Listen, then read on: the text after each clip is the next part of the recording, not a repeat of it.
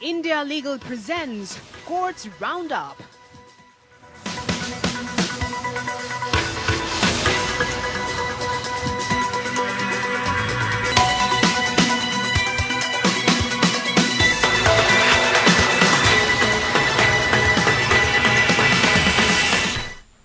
नमस्कार, आप देख रहे हैं हमारी खास पेशकश कोर्ट्स राउंड अप। मैं हूं आपके साथ रेशु त्यागी। इस बुलेटिन में अगले आधे घंटे हम आपको कोर्ट से जुड़ी तमाम छोटी बड़ी खबरों से रूबरू करवाएंगे। कोर्ट की कार्यवाही और सुप्रीम कोर्ट से लेकर हाई कोर्ट और लोअर कोर्ट तक के फैसलों को आपके सामने रखेंगे। लेकिन आगे बढ़ने से पहले एक नजर डाल लेते हैं हेडलाइंस पर। कार्यक्रम के प्रायोजक है डॉक्टर ऑर्थो आयुर्वेदिक ऑयल और कैप्सूल। अब दर्द भी घुटने टेकेगा।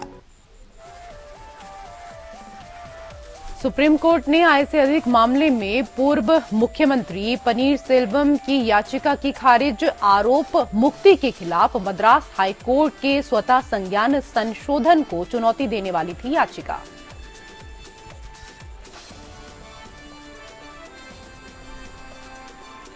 सुप्रीम कोर्ट ने सभी सांसदों की डिजिटल निगरानी की याचिका की खारिज। कहा, निजता का अधिकार होगा प्रभावित।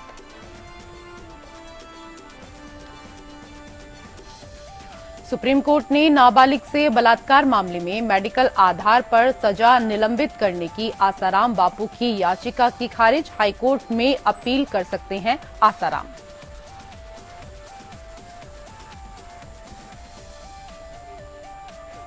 इलाहाबाद हाईकोर्ट ने नोएडा सेक्टर 107 में लोटस 300 फ्लैट प्रोजेक्ट में खरीदारों से ठगी मामले में हेसिंडा प्रोजेक्ट के निदेशक को गबन का ठहराया दोषी।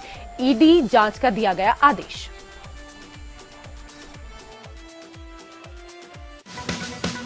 India Legal presents Courts Roundup.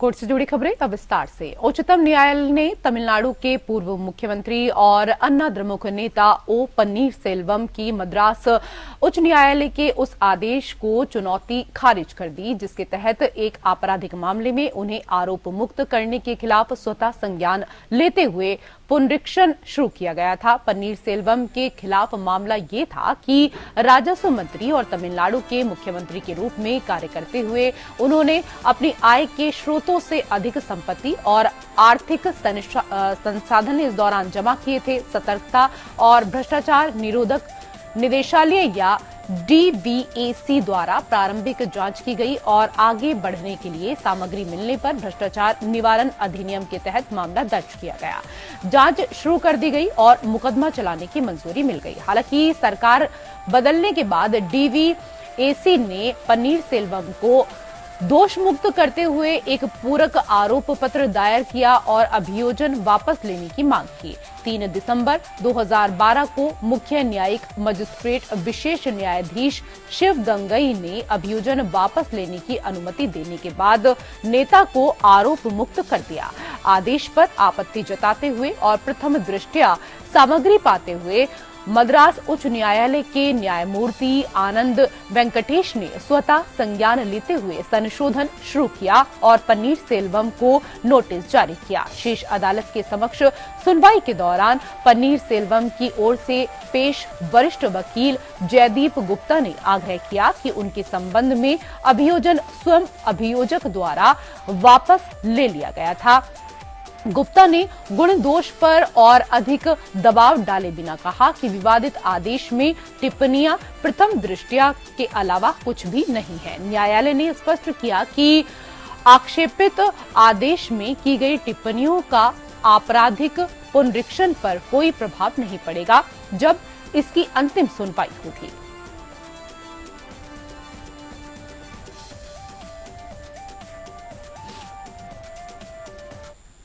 उधर सुप्रीम कोर्ट ने एक जनहित याचिका को खारिज कर दिया, जिसमें पारदर्शिता सुनिश्चित करने और भ्रष्टाचार को रोकने के लिए सांसदों विधायकों की सभी गतिविधियों की डिजिटल निगरानी करने की मांग की गई थी। शुरुआत में सीजेआई डीवाई चंद्रचूड़ ने याचिका के विषय पर असंतोष व्यक्त किया और याद दिलाया कि निर्वाचित प्रतिनिधियों की निरंतर डिजिटल निगरानी की मांग करने का आदेश निजता के अधिकार का घोर उल्लंघन होगा।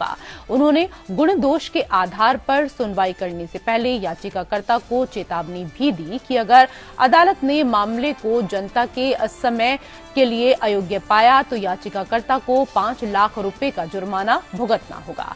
याचिकाकर्ता ने प्रार्थना की कि बिना किसी अपवाद के सभी निर्वाचित प्रतिनिधियों की डिजिटल निगरानी की जाए और सभी नीतिगत निर्णय सभी लोगों के बहुमत द्वारा डिजिटल मोड के माध्यम से लिए जाएं। याचिकाकर्ता ने इस मामले में अदालत को आगे बढ़ाने के प्रयास में तर्क दिया कि जनप्रतिनिधि कानून 1951 के तहत सांसद विधायक के रूप में चुने जाने के बाद ऐसे व्यक्ति ऐसा व्यवहार करना शुरू कर देते हैं जैसे कि वो यहाँ लोगों पर शासन करने के लिए आए हैं। वो ऐसा व्यवहार करते हैं मानो वो स्वामी हो। सीजेआई ने चेतावनी देते हुए कहा कि ऐसे सभी निर्वाचित प्रतिनिधियों के लिए ऐसी सामान्य धारणा नहीं बनाई जा सकती। याचिकाकर्ता की इस प्रार्थना पर आश्चर्य व्यक्त करते हुए कि सभी कानून सीधे नागरिकों द्वारा बनाए जाने चाहिए, सीजेआई ने कहा, व्यक्तिगत नागरिक कानून कैसे बनाएंगे? किसी भी लोकतांत्रिक देश में व्यक्तिगत नागरिक कानून नहीं बनाते हैं। विधायिका के लिए कानून को जनता के निर्वाचित प्रतिनिधियों द्वारा संसद में पेश और पारित करना पड़ता है। सीजेआई ने पूछा, आपको इसकी गंभीरता का एहसास है कि आप क्या बहस कर रहे हैं? सांसदों विधायकों की भी निजी जिंदगी होती है, घर पर वो अपने परिवार के साथ होते हैं। याचिकाकर्ता ने जवाब दिया कि जो लोग अपनी निजता को लेकर चिंतित हैं, उन्हें इन नौकरियों के लिए आवेदन नहीं करना चाहिए। उन्होंने ये भी बताया कि संविधान में कुछ ऐसे अनुच्छेद भी हैं जो मूल ढांचे के खिलाफ हैं।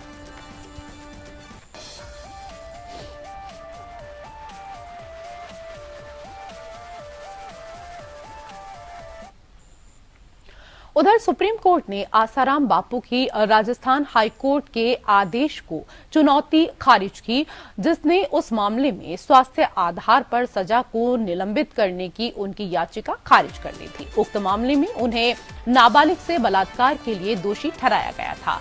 इसके बाद आसाराम बापू ने उच्चतम न्यायालय के समक्ष अपनी जेल की सजा को निलंबित करने और मेडिकल जमानत पर रिहाई की मांग वाली अपनी याचिका वापस ले ली, क्योंकि शीर्ष अदालत ने कहा कि वो उनकी याचिका को स्वीकार करने के इच्छुक नहीं है। न्यायमूर्ति संजीव खन्ना और न्यायमूर्ति दीपांकर दत्ता की पीठ ने आसाराम बापू को चिकित्सा सहायता की जरूरत होने की दलील के मद्देनजर सुझाव दिया कि वो इसके बजाय राजस्थान उच्च न्यायालय में आयुर्वेदिक अस्पताल में इलाज कराने की याचिका दायर करें।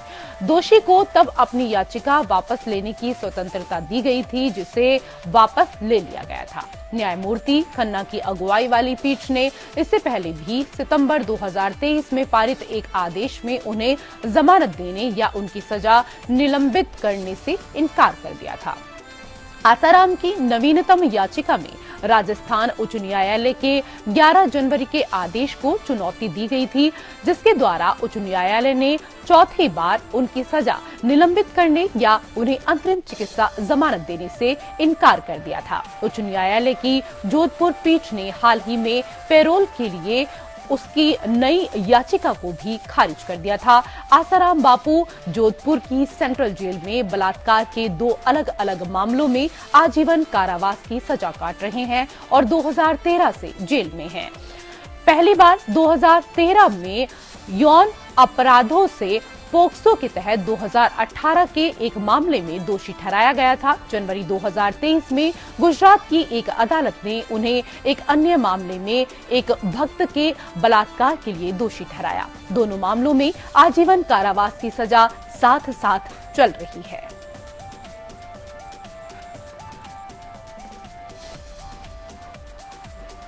प्रबंधन ट्रस्ट शाही मस्जिद मथुरा ईदगाह की समिति ने इलाहाबाद हाईकोर्ट के समक्ष दलील दी कि हाईकोर्ट के समक्ष लंबित दीवानी मुकदमों के अन्य बातों के साथ साथ 13.37 एकड़ के परिसर से शाही ईदगाह मस्जिद को हटाने की मांग की गई, जिसे वो मथुरा में कटरा केशव देव मंदिर के साथ साझा करता है। इसे पूजा स्थल अधिनियम की संवैधानिकता को चुनौती नहीं दी जा सकती। दायर आवेदन में शाही मस्जिद ईदगाह समिति ने ये तर्क दिया कि हाईकोर्ट के समक्ष लंबित लगभग सभी मुकदमे स्वीकार किए जाते हैं। तथ्य ये है कि 1968 के बाद वहां मस्जिद अस्तित्व में रही है। मस्जिद समिति की ओर से पेश होते हुए वकील तस्नीम अहमदी ने तर्क दिया कि हाईकोर्ट के समक्ष लंबित अधिकांश मुकदमों में वादी भूमि के मालिकाना अधिकार की मांग कर रहे हैं, जो कि 1968 में श्री कृष्ण के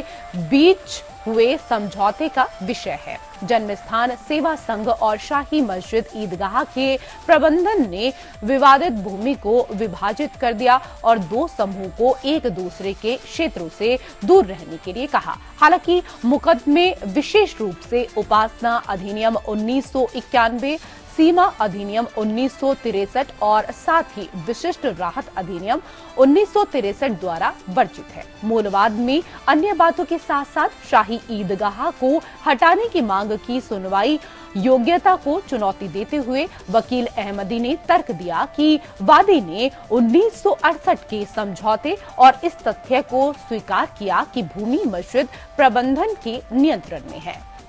वकील अहमदी ने आगे तर्क दिया कि यदि वाद पत्र में ये दावा सही माना जाता है कि मस्जिद का निर्माण 1968 के समझौते के बाद किया गया, तो वो मुकदमे में ये कैसे दावा कर सकते हैं कि उन्हें वर्ष 2020 में समझौते के बारे में पता चला। महत्वपूर्ण बात यह है कि उन्होंने ये भी तर्क दिया कि स्थायी निषेधाज्ञा की प्रार्थना केवल उसी व्यक्ति को ही दी जा सकती है जिसके पास मुकदमे की तारीख पर संपत्ति का वास्तविक कब्जा है। चूंकि वादी मस्जिद के कब्जे में नहीं है, इसलिए वो स्थायी निषेधाज्ञा के लिए प्रार्थना नहीं कर सकते।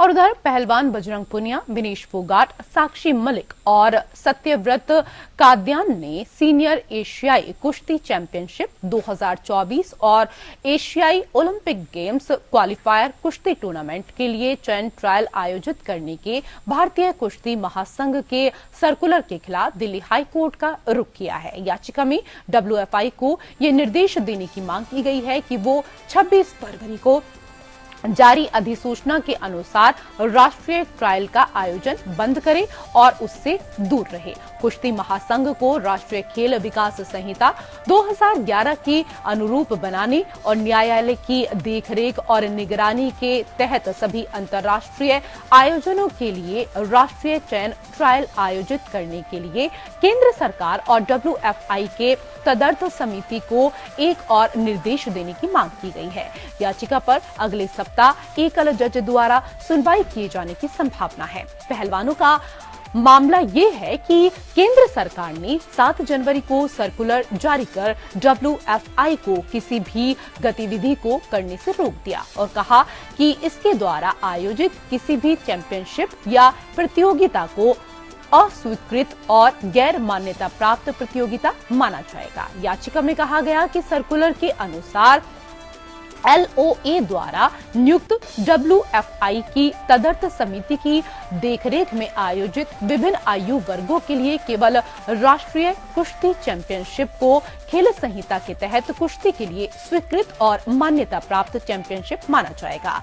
इसमें कहा गया है कि सर्कुलर अभी भी यथा स्थिति बरकरार रखे हुए लागू है। इसमें कहा गया है कि किसी भी परिस्थिति में WFI को एशियाई चैंपियनशिप और विश्व चैंपियनशिप जैसे महत्वपूर्ण अंतर्राष्ट्रीय खेल आयोजनों के लिए स्वतंत्र और निष्पक्ष राष्ट्रीय परीक्षण आयोजित करने के लिए कानूनी, निष्पक्ष और निष्पक्ष निकाय नहीं माना जा सकता है।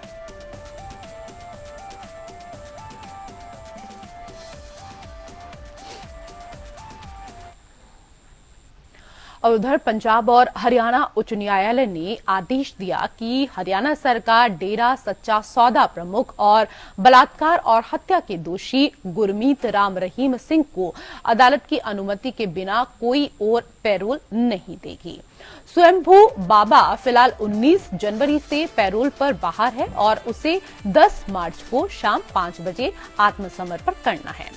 उन्हें 2022 से बार-बार पैरोल का लाभ दिया गया है। कार्यवाहक मुख्य न्यायाधीश GS संधावालिया और न्यायमूर्ति लपिता बनर्जी की खंडपीठ ने आदेश दिया कि राम रहीम के 10 मार्च को आत्मसमर्पण करने के बाद राज्य अदालत की अनुमति के बिना उसके पैरोल के मामले पर विचार नहीं करेगी। कोर्ट ने कहा, इस बीच उक्त प्रतिवादी निर्धारित तिथि को आत्मसमर्पण कर सकता है और उसके बाद राज्य अधिकारी इस न्यायालय की अनुमति के बिना अगले आदेश तक आगे पैरोल देने के उसके मामले पर विचार नहीं करेंगे।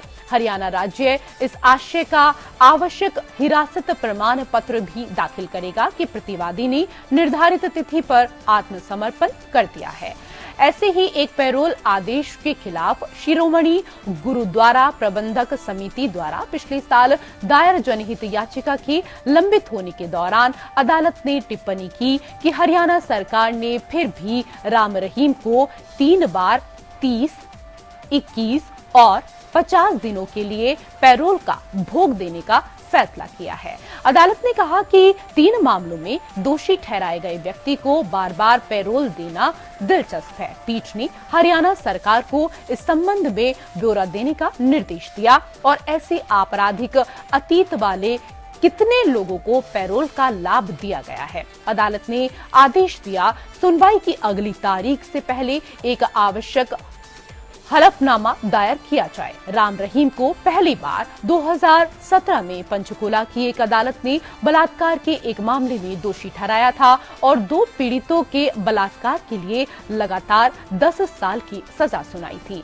हरियाणा सरकार द्वारा उसके पक्ष में बार बार पैरोल दिए जाने की विभिन्न हलकों ने आलोचना की है।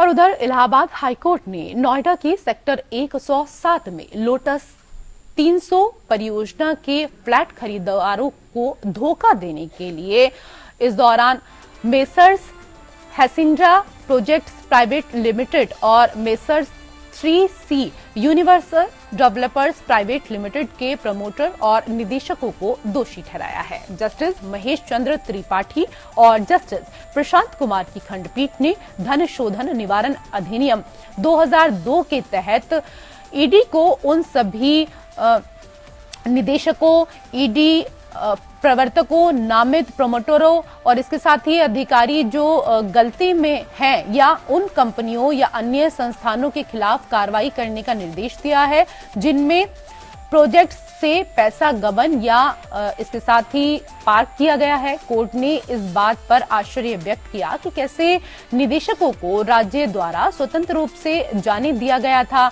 और ना तो राज्य और ना ही नोएडा प्राधिकरण दिवालियापन के कारण चूक की गई राशि की वसूली करने में सक्षम है। कोर्ट ने कहा, ये ठगी का एक क्लासिकल मामला है कि कैसे प्रमोटरों को बिना किसी राशि के निवेश के बड़ी मात्रा में जमीन आवंटित की जाती है। एक परियोजना शुरू की जाती है और घर खरीदारों से 636 करोड़ रुपए एकत्र किए जाते हैं, जिनमें से वो फिर से लगभग 190 करोड़ रुपए का गबन करते हैं। फिर जमीन का एक हिस्सा तीसरी कंपनी को बेच देते हैं, जेब में डाल देते हैं और फिर पूरी बिक्री आए 236 करोड़ रुपए को बेच देते हैं और नोएडा प्राधिकरण को भूमि की लागत, भूमि के लिए प्रीमियम और पट्टे के किराए के लिए एक मामूली भुगतान करते हैं, जिसका भुगतान उन्हें करना था और घर खरीदारों, नोएडा प्राधिकरण, बैंकों और अन्य लेनदारों को इस दौरान धोखा दिया गया है। कोर्ट ने कहा कि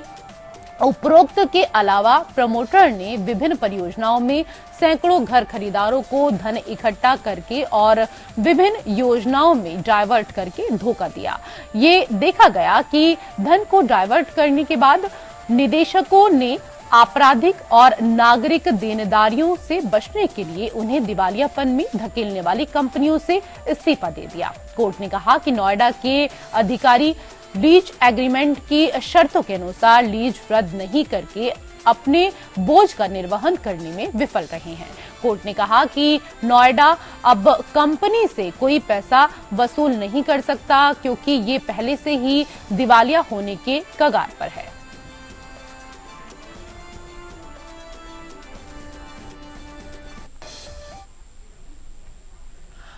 उधर इलाहाबाद हाईकोर्ट ने जिला समाज कल्याण अधिकारी उन्नाव को उन 15 व्यक्तियों को वृद्धावस्था पेंशन प्रदान करने का निर्देश दिया जिन्होंने आधार कार्ड और मोबाइल फोन की अनुपलब्धता के कारण वृद्धावस्था पेंशन से वंचित होने के बाद अदालत का दरवाजा खटखटाया था। चीफ जस्टिस अरुण भंसाली और जस्टिस रहमान की खंडपीठ ने जनहित याचिकाकर्ता की याचिका पर सुनवाई करते हुए आदेश दिया। अधिकारी याचिकाकर्ताओं की वास्तविकता के बारे में खुद को संतुष्ट कर सकते हैं, हालांकि वो मोबाइल नंबर आधार कार्ड के पेश करने पर जोर नहीं देंगे और अगर वो याचिकाकर्ताओं की वास्तविकता के बारे में निष्कर्ष पर पहुंचते हैं और उन्हें बुढ़ापे का भुगतान नहीं किया जा रहा है, उन्हें उतनी ही राशि का भुगतान किया जाएगा।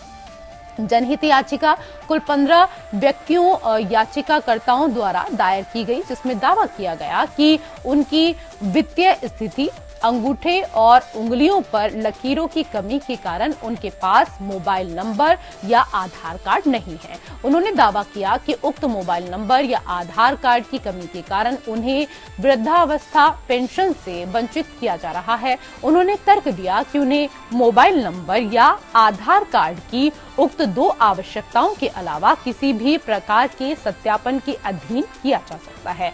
उत्तरदाताओं के संतुष्ट होने पर उन्हें याचिकाकर्ताओं को वृद्धावस्था पेंशन फिर से शुरू करने का निर्देश दिया जा सकता है। खंडपीठ को ये सुझाव दिया गया कि याचिकाकर्ताओं के अस्तित्व, पहचान का पता लगाने का तरीका उनके बैंक अकाउंट नंबरों के माध्यम से है, क्योंकि याचिकाकर्ताओं की पासबुक पर उनकी तस्वीर होगी। मामले को ध्यान में रखते हुए याचिकाकर्ताओं को 29 फरवरी को जिला समाज कल्याण अधिकारी उन्नाव के समक्ष अपनी पासबुक या किसी अन्य सामग्री के साथ उपस्थित होने का निर्देश दिया गया, जिससे ये दर्शाया जा सके कि कथित तौर पर बंद होने से पहले उन्हें वृद्धावस्था पेंशन का भुगतान किया जा रहा है।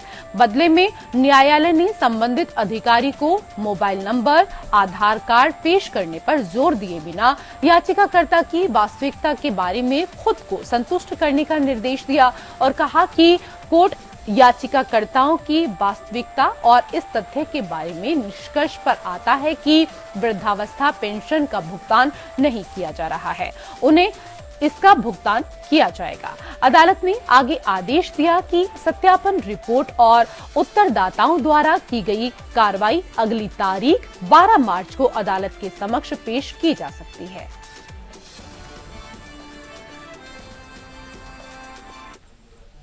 कोर्ट से जुड़ी हुई खबरों में मेरे साथ फिलहाल इतना ही। नमस्कार।